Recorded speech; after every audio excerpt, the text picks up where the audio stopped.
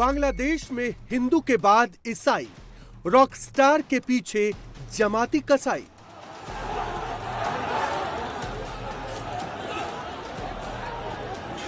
James के concert में live पत्थरबाजी, जमातियों ने फेंकी कुर्सियां।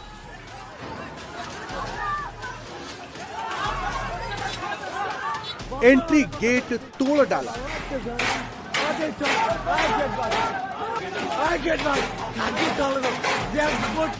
स्टेज पर चढ़े उपद्रवी जमाती।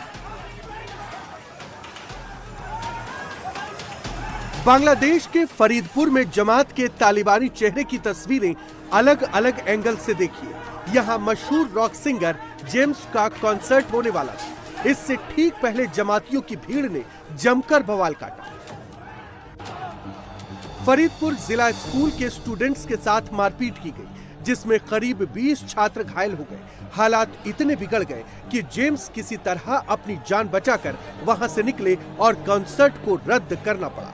जेम्स रात करीब 9:30 बजे मंच पर आने वाले थे, लेकिन कार्यक्रम शुरू होने से ठीक पहले कट्टरपंथियों का एक ग्रुप जबरन कार्यक्रम स्थल में घुसा। हमलावरों ने मंच पर कब्जा करने की भी कोशिश की और सांस्कृतिक कार्यक्रमों और संगीत आयोजनों के खिलाफ नारेबाजी की। बांग्लादेश में कट्टरपंथ की कायराना हरकत की ये तस्वीर पहली नहीं है। 18 दिसंबर को बांग्लादेश के धानमंडी में मौजूद छायानट के दफ्तर में भयंकर तोड़फोड़ की गई थी। तोड़फोड़ के बाद छायानट के दफ्तर में आग लगा दी गई।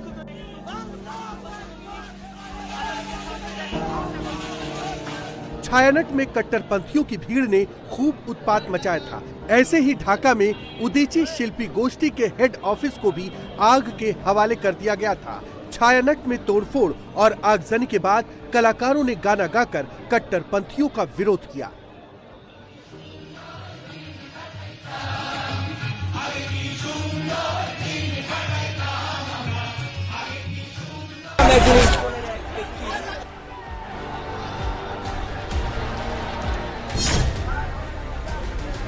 बांग्लादेश की टॉर्चर फाइल्स में इस वक्त सबसे ज्यादा पीड़ित हिंदू हैं।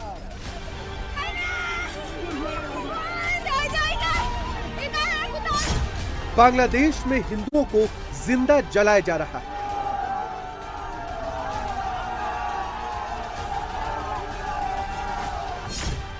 बांग्लादेश के जिहादी जमाती हिंदुओं की जान ले रहे हैं।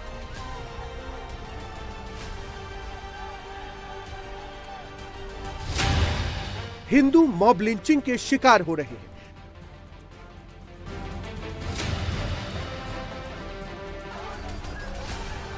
बांग्लादेश से आई एक नई तस्वीर देखिए। जमाते इस्लामी के समर्थकों ने एक हिंदू शख्स को घेर कर मारने की कोशिश की है।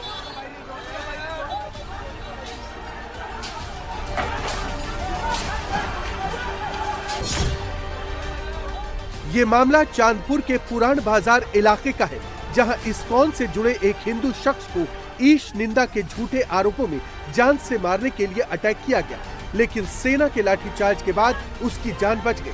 शख्स ने अपनी जान बचाने के लिए एक मंदिर में शरण ली है। बांग्लादेश में हिंदुओं पर लगातार हमले हो रहे हैं। शायद ही कोई ऐसा दिन हो जिस दिन हिंदुओं पर अटैक न किया जाता हो। ये 4 तस्वीरें उसी की गवाही है। कभी दीपू को जिंदा जला दिया जाता है, तो कभी शील फैमिली का घर फूंक दिया जाता है। कभी हाथ में कलावा बांधने पर हिंदू लड़के की पिटाई होती है, तो कभी हिजाब न पहनने पर हिंदू महिलाओं को सरेराह बेइज्जत किया जाता है। बांग्लादेश चुनाव की तारीखों के ऐलान के बाद से ही हिंदू टारगेट पर आ गए।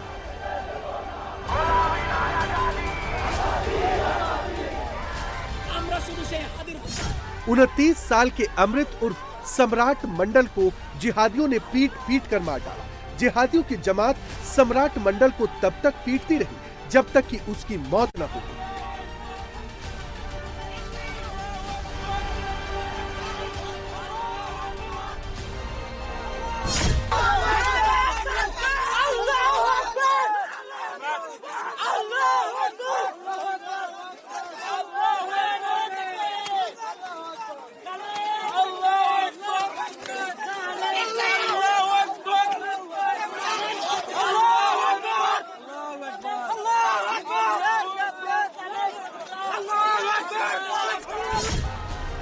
हादी की मौत के बाद हुई हिंसा में जिहादियों ने 18 दिसंबर को हिंदू युवक दीपू चंद्र दास को पेड़ से लटकाकर जिंदा जला दिया।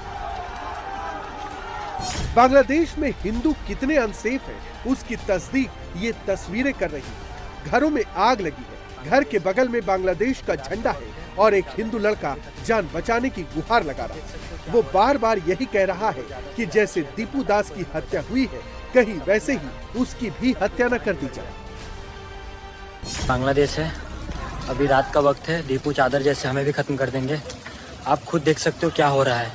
इस वीडियो को ज्यादा से ज्यादा शेयर करना ताकि कोई हमें बचा सके। समझ नहीं।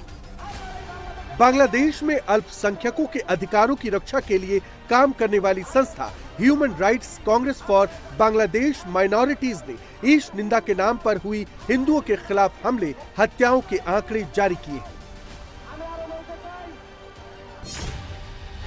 अगस्त 2024 से जून 2025 तक 2442 से ज्यादा हमले सामने आए हैं, जिनमें 27 हत्याएं और कई मंदिरों पर हमले शामिल हैं। इस साल जून से अब तक ईश निंदा के 71 मामले दर्ज किए गए।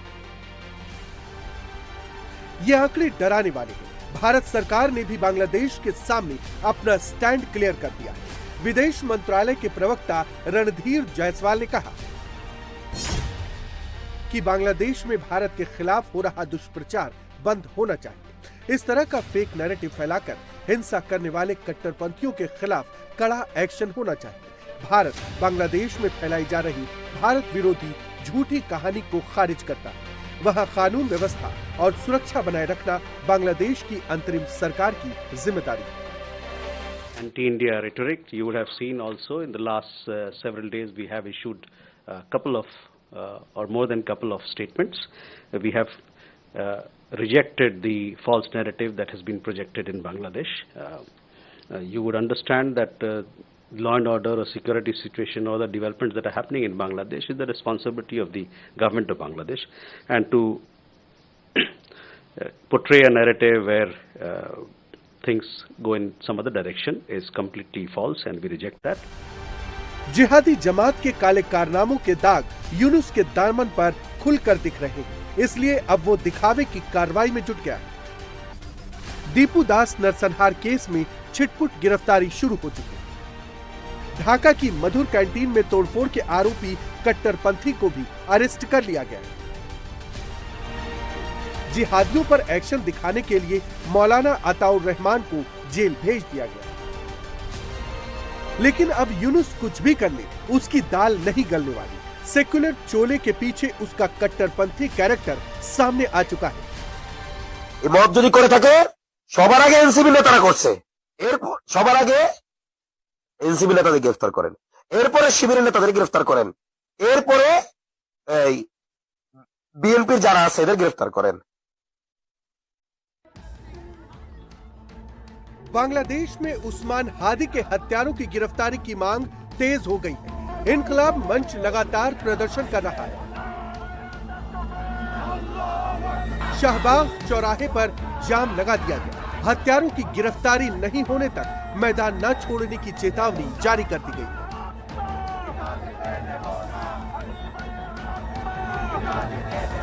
बांग्लादेश में यूनुस का तालिबानी चेहरा बेनकाब हो चुका है। ये बात साफ है कि हिंदुओं के खिलाफ हो रही हिंसा के पीछे यूनुस की जिहादी सोच है।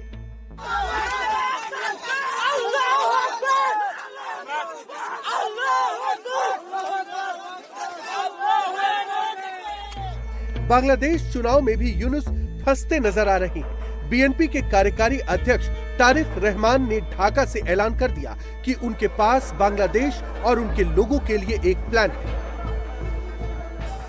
আপনাদের সকলের সামনে আমি বলতে চাই, I have a plan. আমরা দেশে শান্তি চাই, আমরা দেশে শান্তি চাই, আমরা দেশে শান্তি চাই। মার্টিন লুথার কিং নাম শুনেছেন না আপনারা? মার্টিন লুথার কিং, তার একটি বিখ্যাত ডায়লগ আছে, I have a dream. আজ এই বাংলাদেশের মাটিতে দাঁড়িয়ে আপনাদের সকলের সামনে আমি বলতে চাই, বাংলাদেশ জাতীয়তাবাদী দলের একজন সদস্য হিসাবে আপনাদের সামনে আমি বলতে চাই, I have a plan. for the people of my country, for my country. Tariq ने सीधे तौर पर खुद को भावी प्रधानमंत्री के रूप में पेश नहीं किया, लेकिन 17 साल बाद उनकी वापसी को बीएनपी के नेतृत्व पर दोबारा दावा करने और जन समर्थन जुटाने की रणनीति के रूप में देखा जा रहा है। 17 साल बाद तारिक रहमान की वापसी से बांग्लादेश की किस्मत अब 3 धड़ों में बंट चुकी है। एक ओर नाहिद इस्लाम की एनसीपी है, दूसरी तरफ जिहादी जमात की टोली है जिसके पलड़े पर यूनुस बैठा है, और तीसरा सबसे स्ट्रॉन्ग धड़ा कट्टरपंथी बीएनपी यानी बांग्लादेश नेशनल पार्टी का है। तारिक रहमान की मौजूदगी के बाद लोगों की टेंशन बहुत ज्यादा बढ़ गई है, क्योंकि ढाका में अब 2 कट्टरपंथियों की टक्कर होने वाली है और दोनों का खूनी इतिहास सबसे ज्यादा हिंदुओं को डरा रहा है। इस बीच अमेरिकी डीप स्टेट के बांग्लादेश में तख्तापलट या इंटरफेरेंस की खबर चर्चा में है। बांग्लादेश चुनाव में अमेरिकी डीप स्टेट से जुड़ा संगठन इंटरनेशनल रिपब्लिकन इंस्टीट्यूट बांग्लादेश चुनाव में खेला करने की फिराक में है। आईआरआई की टीम ने पिछले दिनों बांग्लादेश की अंतरिम सरकार के प्रमुख मोहम्मद यूनुस, चुनाव आयोग, बीएनपी, जमाते इस्लामी, इस्लामी आंदोलन बांग्लादेश और दूसरे दलों से मुलाकात भी की है। आईआरआई के एक विवादित सर्वे के मुताबिक दिसंबर 2025 में मोहम्मद यूनुस और अंतरिम सरकार को भारी समर्थन दिखाया गया। सर्वे के मुताबिक 69% लोगों ने यूनुस के कामकाज को अच्छा बताया, जबकि 70% ने अंतरिम सरकार की तारीफ की। आईआरआई का सर्वे भारत के लिए नेगेटिव छवि बनाने की कोशिश भी कर रहा है। बांग्लादेश के दोस्तों के लिस्ट में भारत सबसे नीचे है, जबकि रूस, चीन और यहाँ तक कि पाकिस्तान टॉप पर है। आईआरआई का सर्वे भारत बांग्लादेश संबंधों में तनाव को दिखा रहा है, जो यूनुस सरकार के वक्त बढ़ा है। आईआरआई के सर्वे में वो यूनुस अच्छा है जो हिंदुओं पर हमले रोक पाने में नाकाम है। वो यूनुस अच्छा है जो भारत के खिलाफ जहरीले बयानों को रोक पाने में नाकाम है।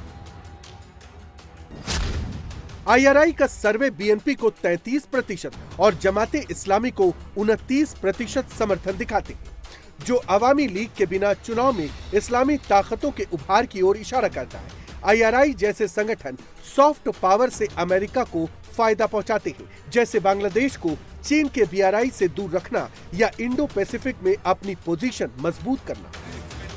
कुल मिलाकर आईआरआई और उसका सर्वे बांग्लादेश के चुनावी नैरेटिव को इफेक्ट कर रही है, लेकिन तारिक रहमान प्रधानमंत्री की कुर्सी के सबसे बड़े दावेदार नजर आ रहे हैं। इसलिए जमात और यूनुस की नजर में सबसे ज्यादा खटक रहा है। इसलिए जमात कभी भी ढाका में दंगा पार्ट 2 लॉन्च कर सकती है। चुनाव रोकने के लिए कभी भी खूनी खेला शुरू हो सकता है।